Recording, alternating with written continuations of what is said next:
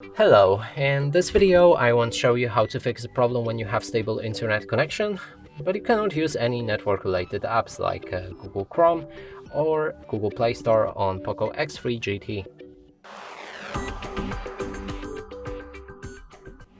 And let's start with Google Play Store, because right here if we try to install something like this game,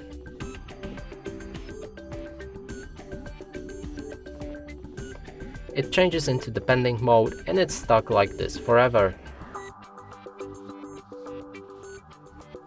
Let's cancel it for now and move on to the browser.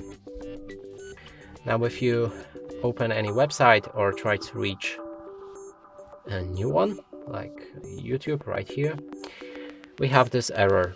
And to fix both of the issues, we'll need to open a settings, then scroll all the way down and locate additional settings. Select date and time and enable set time automatically. If you open your Google Chrome and reload the page, it works fine. And the Google Play Store, we can install this game and it should begin almost immediately. And that's it for this video. Hope you like it. Please consider subscribing to our channel, leave a like and a comment below.